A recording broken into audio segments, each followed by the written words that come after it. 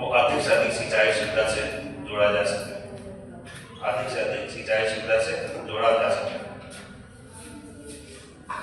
तो इसके लिए क्या हुआ, इसको हटा दें, वो सब डिवाइड किए किस क्षेत्र में कहा किसका विकास अधिक से अधिक हो, हटाए इसको। तो उनको ये पता चला कि जो पूर्वांचल है, पश्चिमांचल है और मध्य क्षेत्र है और बुंदेलखंड वाला क्षेत्र, यहाँ पे प्राचीन काल से ही अपने लोकल माध्यम से लोग सिंचाई कर रहे हैं। इसी का बस सुधार किया जाए। तो इसी में जो कर रहे हैं नहर तंत्र वाला, नहर का विकास शुरू हुआ उत्तर प्रदेश में। तो उत्तर प्रदेश सिंचाई प्रमुख साधनों के बारे में क्या डिवाइडेशन किए, प्रमुख साधन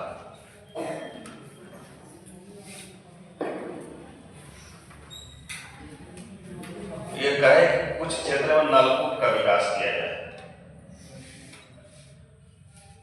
नलकूप जहां पे हम नहर के माध्यम से नहीं पहुंच पाएंगे तो वहां पर किससे सिंचाई करेंगे, नलकूप से। और दूसरा, हमारे यहाँ प्राचीन काल से नहर सिंचाई चल रही थी, ठीक है, आज की तरह सिस्टमेटिक नहीं थी लेकिन चल तो रही थी ना। दूसरे को अपनाए नहर सिंचाई, क्या हाँ बोरी वाला नलकूप, नहर, और तीसरा कहें कि यहाँ कुएं से भी सिंचाई होती है, और चौथा तरीका था तालाब।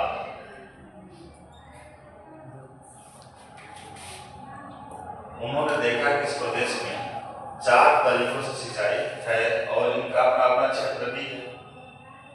तो जो जिस क्षेत्र में हो रही है, तो नलकूप एक नया कांसेप्ट था, तो इस पे जो काम करना शुरू किए। तो आज का जो डाटा है 2021-22 के आंकड़े के अनुसार नलकूप से सर्वाधिक सिंचाई अपने उत्तर प्रदेश में होती है। कै % होता है, 73.9%, 73.9% केवल पूरे सिंचित क्षेत्र का 73.9% हम सिंचाई करते हैं किससे, नलकूप से। ये रेशियो पूछा गया है कि इस समय जो उत्तर प्रदेश में किस साधन से कै % सिंचाई होती है, तो 73.9% केवल नलकूप से। नहर से होती है 15.8%, 15.8% उत्तर प्रदेश में सिंचाई होती है नहर से, 15.8%। कुएं से जो सिंचाई होती है वह 9.1%,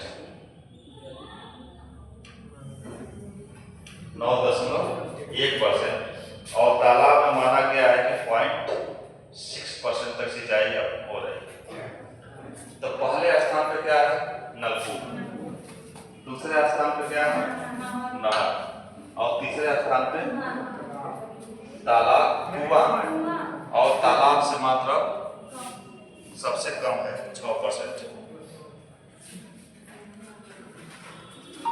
तो नलकूप का विकास सबसे शुरू हुआ और भारत, उत्तर प्रदेश, इसको एक बार लिख लेना, उत्तर प्रदेश लिखो, उत्तर प्रदेश,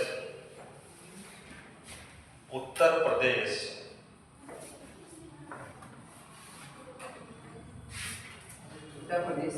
भारत में उत्तर प्रदेश भारत में सर्वाधिक सिंचित क्षेत्र वाला प्रदेश है। उत्तर प्रदेश भारत में सर्वाधिक सिंचित क्षेत्र वाला प्रदेश है। सिंचित क्षेत्र का मतलब यह होता है सिंचित क्षेत्र,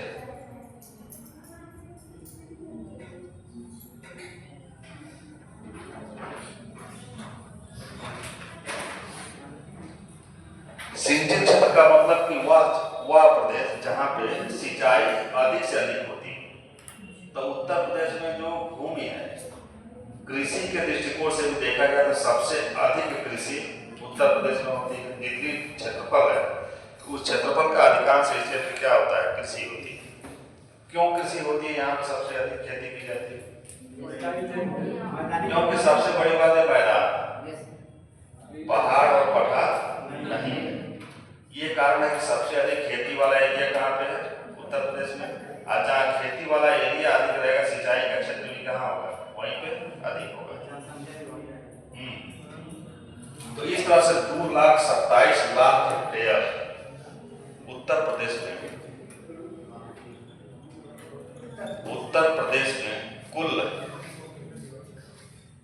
सिंचित क्षेत्र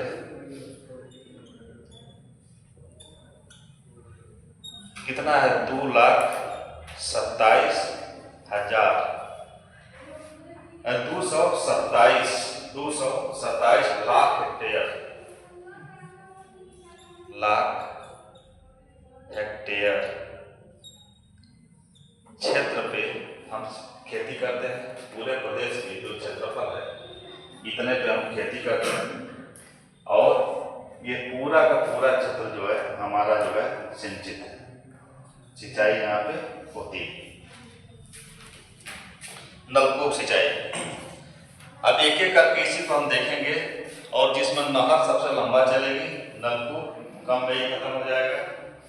कुएं और तालाब का कोई बहुत अस्तित्व नहीं है। नहर इसलिए लंबी चलेगी कि आज क्वेश्चन क्या पूछता है, किस नहर का उद्गम कहाँ से हुआ और ये किस क्षेत्र में है। तो उद्गम इसका पूछता है कि किस नदी, कोई भी नहर कहाँ से निकल रही है, नदी से, और किस डैम से, किसी नदी पे डैम बनाया गया और उस डैम से पानी को कलेक्ट किया गया और वहां से नहर निकाली गई।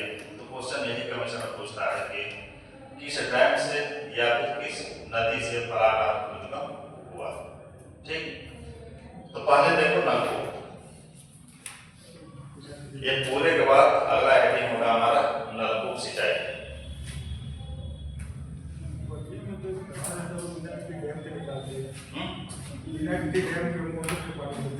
हाँ, चलिए नलकूप सिंचाई।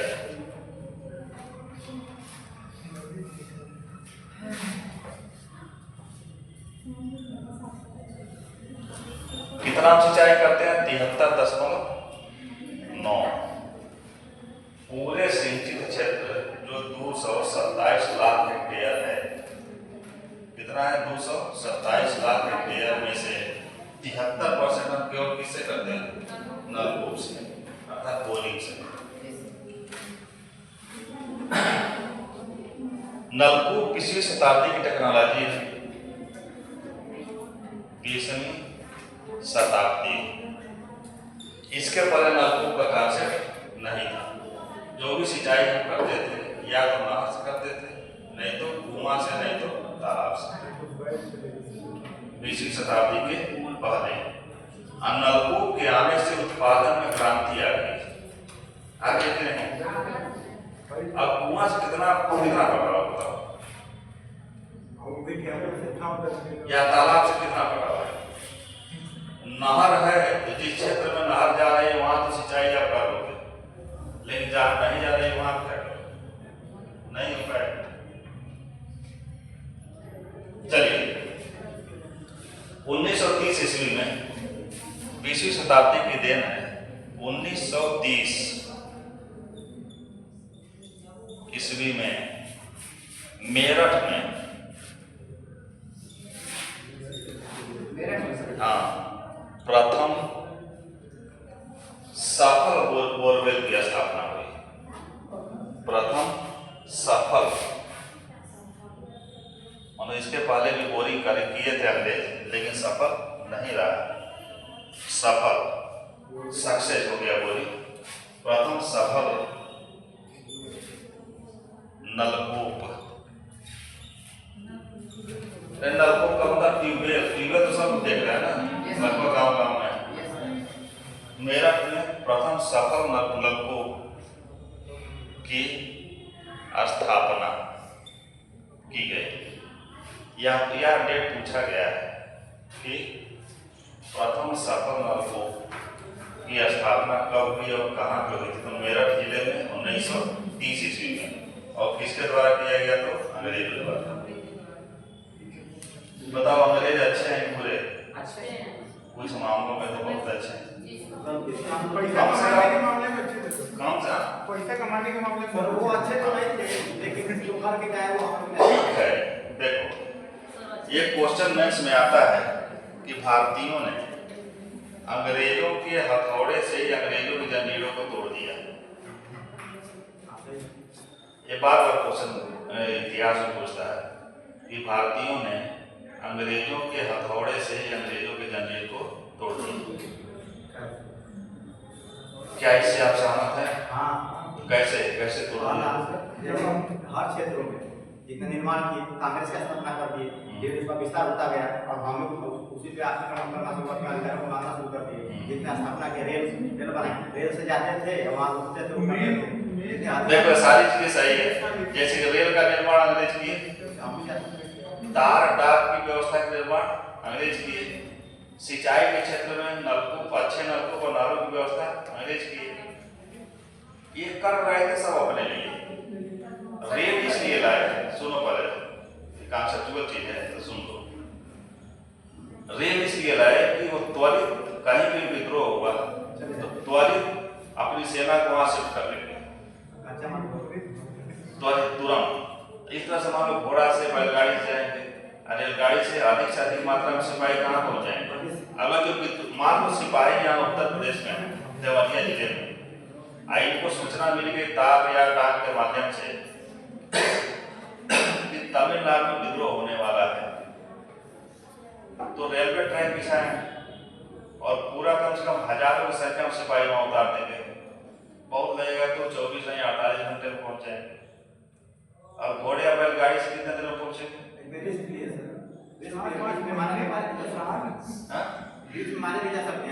वही बात। तो उनका अपने सुविधा के लिए रेल का विकास किया। दूसरा रेल क्या उद्देश्य के लिए स्थापित किए थे? ताकि माल ढोने के लिए, ताकि देश के कोने कोने से जो रॉ मटेरियल है उसको हम लेके कहाँ चले जाएंगे? तटीय एरिया में बंदरगाह तक, बंदरगाह से लेके चले जाएंगे अपने देश में, अर्थात यूरोप में व्यापार करेंगे। उद्देश्य उनका अपना था। तो यही है जंजीर। दूसरा क्या? शिक्षा।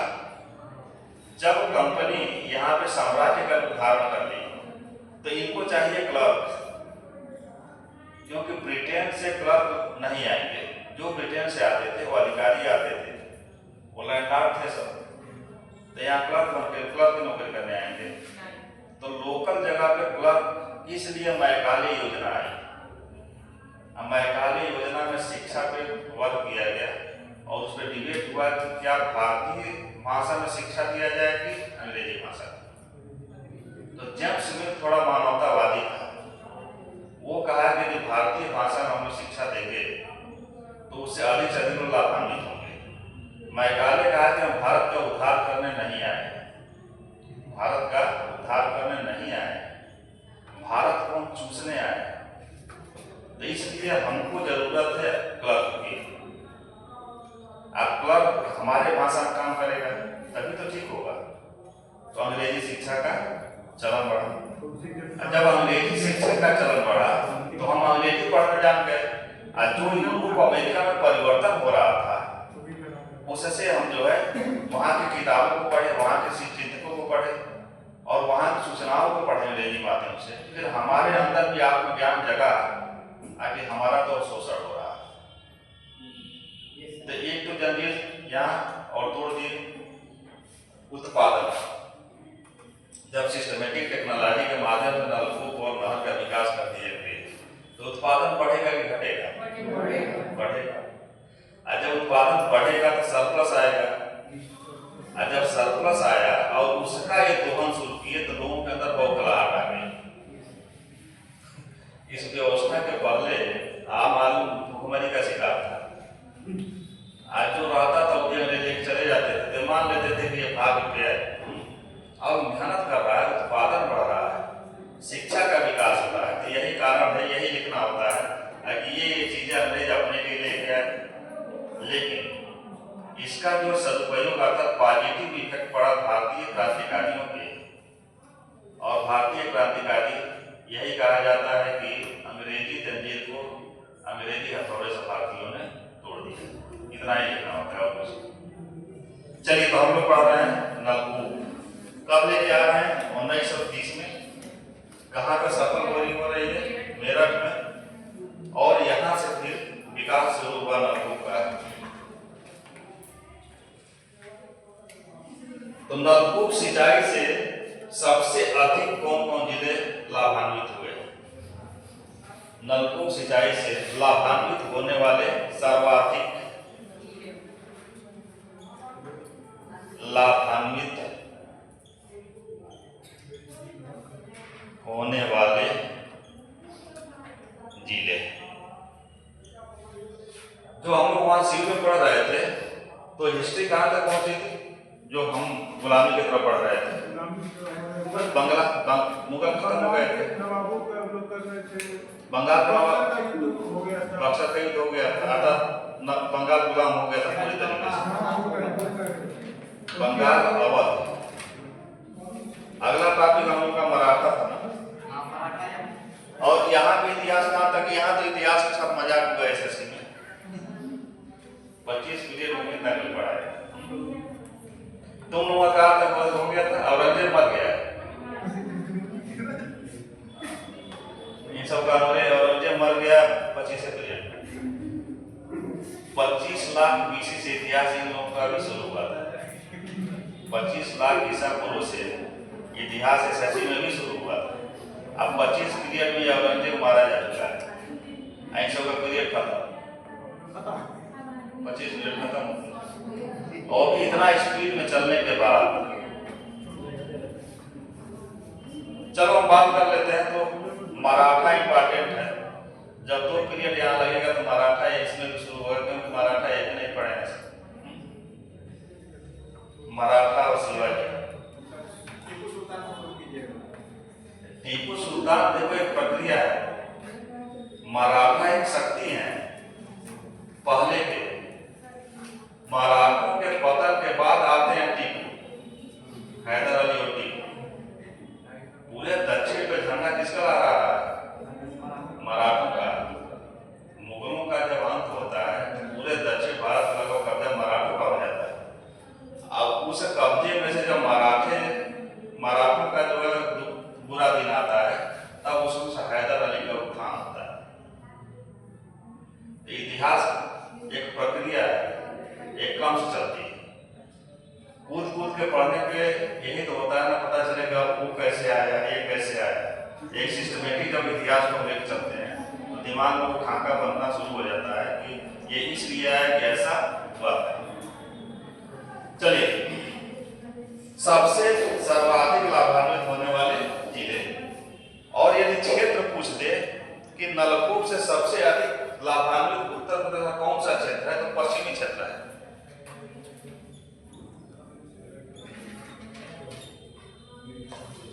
पश्चिमी क्षेत्र सबसे अधिक लाभान्वित। यही चलो वहां का उत्पादन इसलिए हो रहा है, सिंचाई का जो है हर एक नहर भी वहां पे अधिक है, नहर भी अधिक है। ऐसा क्यों किया गया? क्योंकि मानसून उत्तर प्रदेश में सबसे अधिक वर्षा करता है आपके पूर्वांचल में, पूर्वांचल में करता है ना। अब पश्चिमी क्षेत्र में जाते जाते मानसून की एनर्जी हो जाती है खत्म। अब मिट्टी है उपजाऊ, इसलिए सिंचाई की व्यवस्था करनी पड़ेगी, नहीं करनी पड़ेगी। सर्वाधिक लाभान्वित पश्चिमी क्षेत्र के जिले कौन कौन है, इसको नोट करो। मेरठ, मैनपुरी, मेरठ,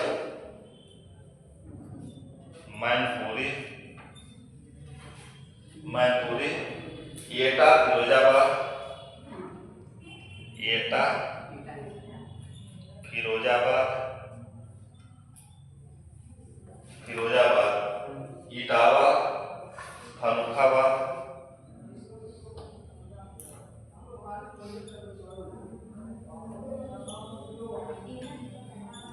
फर्रुखाबाद,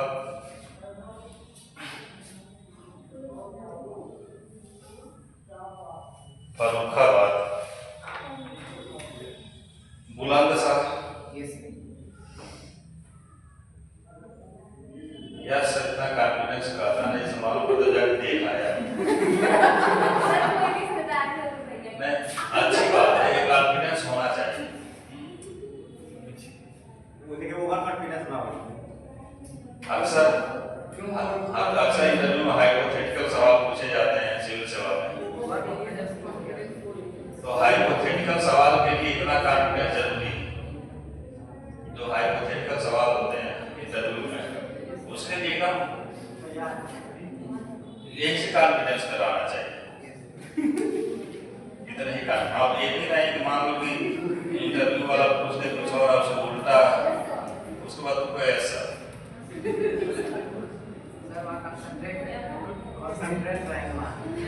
ये बता, कभी किसी नदी में स्नान किए हो? किस नदी?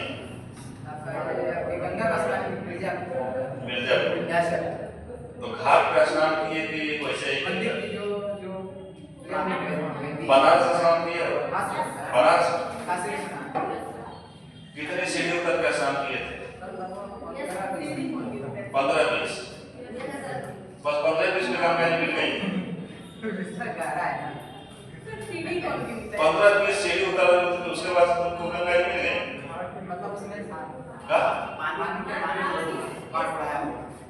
उस समय था, लेकिन अब तो नहीं है।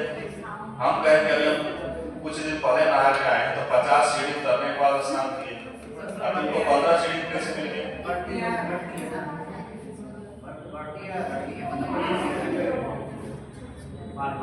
यही बात है कि मान लो अपने को ऐसे सवालों में अपने पक्ष को रखने के लिए सीधी सी बात है कि गंगा का जो है जल स्तर बढ़ता करता रहता है।